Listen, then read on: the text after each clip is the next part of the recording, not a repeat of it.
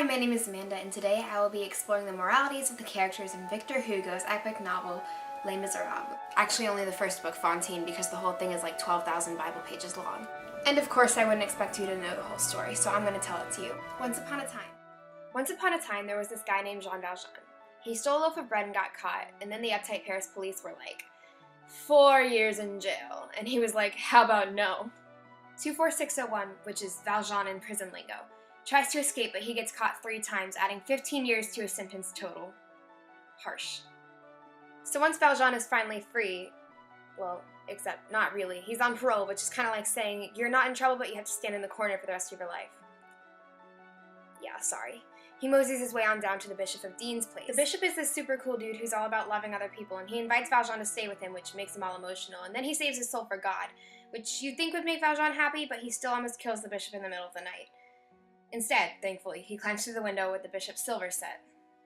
And surprise, surprise, he gets caught by the same policeman that let him out of prison like a week ago. But the bishop, as we've established, is super cool, and he's like, no man, I gave this guy my silver, and you know what, here's some more. Years later, Valjean has reinvented himself into Monsieur Madeleine, the owner of a successful factory that brings in loads of cash to the formerly destitute town of Montreal-sur-Mer.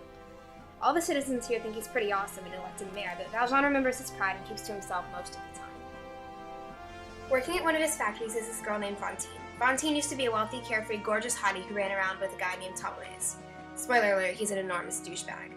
He gets her pregnant and then decides to leave town with his buddies to continue in their respectable lifestyles, and so begins Fantine's downward spiral. Fantine finds work at Valjean's factory until someone finds out she has a kid out of wedlock, which is kind of a big deal, and then they get her fired. She sends her daughter Cosette off to stay under the care of Monsieur and Madame Thénardier, and promises to send them money to take care of Cosette. And then she can't find work and becomes a prostitute and almost gets arrested and dies in Valjean's care. Meanwhile, some criminal is being tried as 24601, and Valjean thinks, this is my way out, he can take it, but then he's like, I'm a terrible person, and confesses that he is the wanted criminal. And nobody believes him except for that same stupid policeman Javert who chases us home and arrests him. Given his experience, Valjean takes the opportunity to escape and, with the help of some of his nun friends at the infirmary, runs off to get Cosette. The end. So while reading Victor Hugo's wonderful novel, I discovered 2 things about his writing. The first is that he likes to over-expand into things that don't need to be expanded into, and the second is that he tends to paint the moralities of his characters as black and white, which isn't always the case. So today we are going to explore that and the gray area that some characters may experience. I've chosen 7 characters to expand into. If I'm reading a quote, you'll see my masquerade mask, and if not, if I'm responding, you will see my cat ears. So let's go. Let's begin with the Bishop of Dean. So once Valjean meets the bishop, he stays in his house and then he steals his silver and then he runs away. And Javert catches him, brings him back, asks the bishop, did you let this guy take your silver? And he said yes. And then on page 111 he said, but this time, said the bishop, you must not forget your candlesticks. He fetched them from the mantelpiece and handed them to Valjean.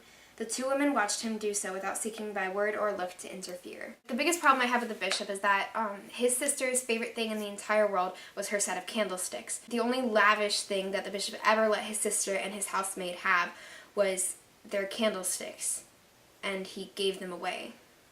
And I don't think that was his place, and I think that was just incredibly rude and awful and not selfish for himself, but maybe selfish for other people or his doctrine. I didn't think that was right.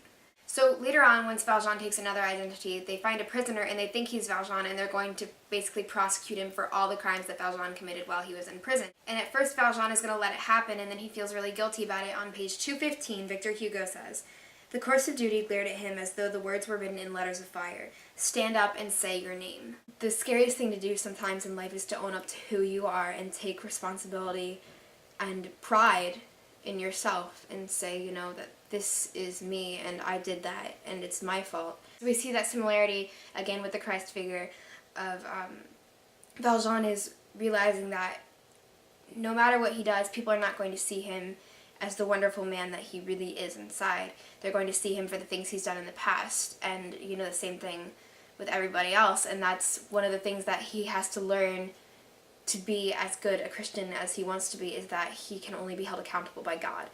And he's owning up to that, and he's owning up to himself, and that's just a really, really powerful moment. On page 267, Javert has just realized that Monsieur le Maire is actually Jean Valjean, and he's going to arrest him again, and it simply says, Javert was in heaven. So this last quote I thought was really, really twisted and kind of perfect in that, because it shows that, you know, Javert has his own moral code, just like Valjean and the bishop, and that's fine.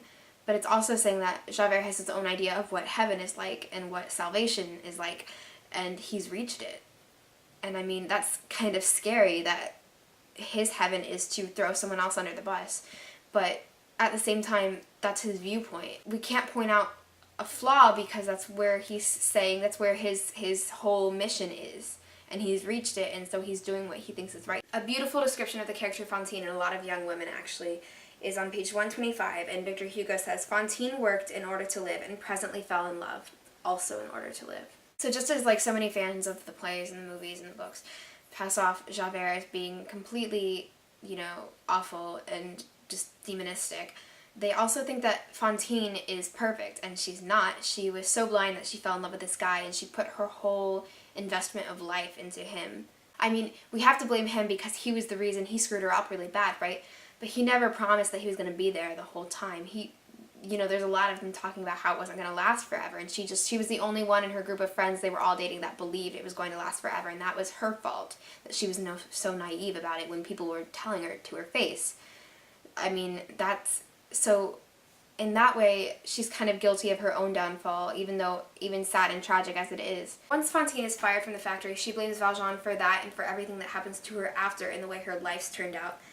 But later on, Valjean, Monsieur le Maire, ends up coming to save her, and on page 190, Victor Hugo says, with every word that Monsieur Madeleine spoke, the knot of hatred dissolved within her, while a new feeling took its place, a heartwarming and inexpressible, a sense of deliverance, trust, and hope.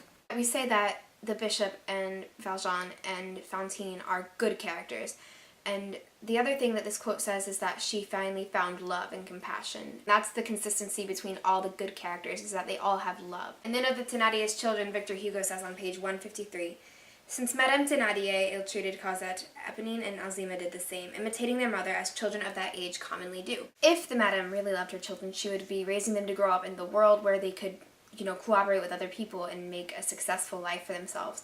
But she's training them to just hate on people and rag on them and be awful people. And that's one of the worst things you can do as a person, is not only screw up your own life, but screw up someone else's who's too young to know any better. That's the reason the Thénardiers, to me, are the villains of the story. On page 181, Victor Hugo is going into this long speech that is one of those that doesn't need to be taught or talked about, and it's about the respectability of the different classes of men in Parisian society.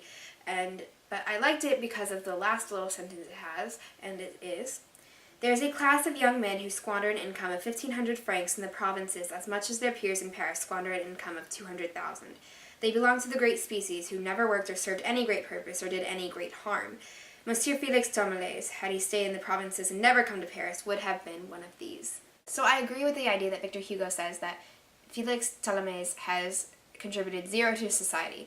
But what I don't agree with was that he says they never did any great harm. Obviously, this guy played a major downfall in the life of a, if not, respectable, a good-hearted, good-spirited woman. And he broke somebody's hope, and that's not okay. That's a great harm. And that's where Tourmalès has become a villain to me. That's where I draw the line for him. He took somebody's innocence, not even sexually, but he took her innocence as a person living through life, and that's not acceptable. At the very end of book 1, Valjean escapes from prison for the 3rd time after being arrested by Javert, and he's leaving to go find Cosette, and the people storm into the infirmary and they're looking for Valjean, and they ask Sister Simplice if they've seen him. And of this situation, Hugo says this on page 274. A second lie. She had lied twice, promptly and without hesitation, in an act of sacrifice. This was, I think, you could say that, I could see it from both sides. You could say that because Sister Simplice lied and that was her whole doctrine, that she was, she was committing a sin, and that makes her not a bad person, but that takes away some of the validity of her goodness. But I see it as Victor Hugo says. He says this is an act of sacrifice, because the most important thing to Sister Simplice is her honesty, but she loved somebody so much that she was willing to give that up and take the punishment for it.